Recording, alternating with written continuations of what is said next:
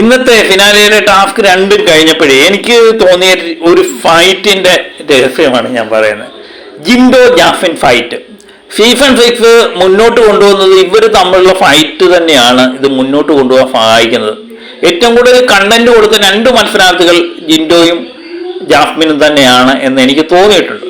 ഇന്നത്തെ ആദ്യത്തെ ടാസ്ക് നമ്മളുടെ ഗോൾഡൻ റാബിറ്റ് എന്ന് പറഞ്ഞൊരു ടാസ്ക് ആയിരുന്നു. അതിലെ നമ്മുടെ കല്ല് അടുക്കി വെച്ച് തൻ്റെ റാബിറ്റിനെ സംരക്ഷിക്കുക എന്നുള്ള ടാസ്ക് ആയിരുന്നു. അത് ഭാഗ്യത്തിൻ്റെ ആകമ്പടിയോട് മാത്രമേ ജയിക്കാൻ പറ്റത്തുള്ളൂ.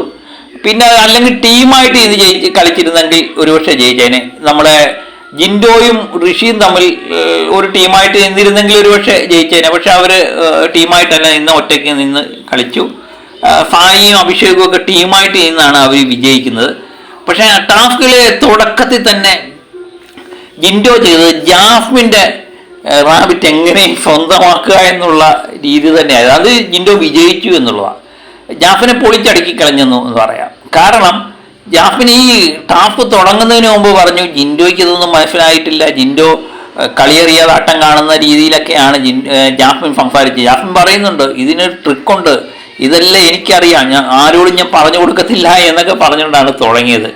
പക്ഷേ കളി അറിയത്തില്ല മണ്ടനാണെന്ന് പറഞ്ഞ ജിൻഡോ ആദ്യം കിട്ടിയ അവസരം തന്നെ ഒറ്റ മിനിറ്റ് കൊണ്ട് തന്നെ നമ്മളെ ജാസ്മിൻ്റെ റാബിറ്റിനെ സ്വന്തമാക്കുന്നുണ്ട്. അങ്ങനെ ജാസ്മിനെ ആദ്യത്തെ റൗണ്ടിൽ തന്നെ ജിൻഡോ പുറത്താക്കുന്നുണ്ട്.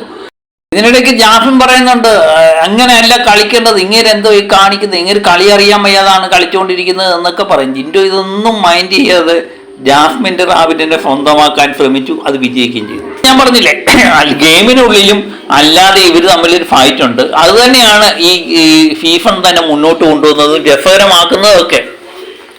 ഇപ്പൊ രണ്ടാമത്തെ ഗെയിം എന്ന് പറയുന്നത് കയ്യാലപ്പുറത്ത് എന്ന് പറഞ്ഞൊരു ഗെയിമായിരുന്നു. ആ ഗെയിമിലും ജിൻഡോയും ജാസ്മിനും തമ്മിലാണ് ഏറ്റുമുട്ടിയത്. രണ്ടുപേരും വെച്ചായിരുന്നു ഏറ്റുമുട്ടിക്കൊണ്ടിരുന്നത്. അത് ജാസ്മിനും ജിൻഡോയും ഏറ്റുമുട്ടി.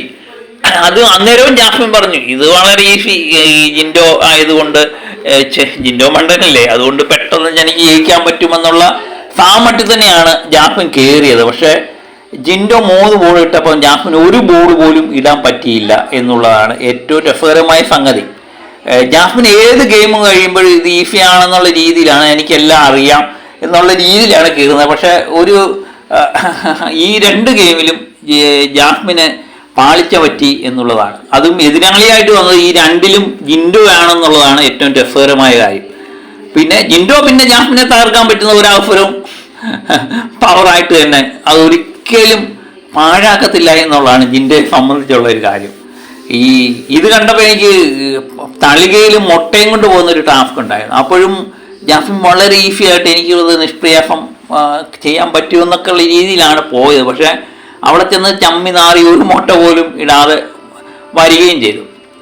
അപ്പം നിങ്ങളൊക്കെ വിചാരിക്കും ജാസ്മിൻ ലാലേട്ടൻ വന്ന എപ്പിസോഡിലെ ഗെയിം കളിച്ചൊരു പോയിന്റ് കിട്ടിയല്ലോ എന്നൊക്കെ പറയും. അതിൻ്റെ ജാസ്മിൻ്റെ കള്ളത്തരവുമായിട്ടുള്ളൊരു വീഡിയോകളൊക്കെ പലതും വരുന്നുണ്ട്. അത് എത്രമാത്രം ശരിയാണെന്ന് എനിക്കറിയില്ല. എപ്പിസോഡിൽ കാണിച്ചിട്ടില്ല, പക്ഷേ പ്രൊമോയിലൊക്കെ ഇങ്ങനെ ജാസ്മിൻ 2 കൈ വെച്ച് കളിച്ചെന്നോ ഒക്കെയുള്ള വീഡിയോകൾ വരുന്നുണ്ട്. ഇതൊക്കെ എത്ര സത്യമാണ് എന്നുള്ളത് നമുക്കറിയില്ല. നമ്മൾ അതുകൊണ്ടായി വീഡിയോ ഒന്നും ചെയ്യാൻ. ഏതായാലും ഈ സീസൺ രസകരമാകുന്നത് ജിൻഡോയും ജാസ്മിനും തമ്മിലുള്ള ഈ ഫൈറ്റ് തന്നെയാണ്.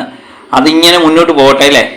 അപ്പം ഏതായാലും ഈ ഫൈറ്റിൽ ജിൻഡോ ഇന്നത്തെ ദിവസം ജാസ്മിനെ നിലം പരിശാക്കിയിരിക്കുകയാണ്.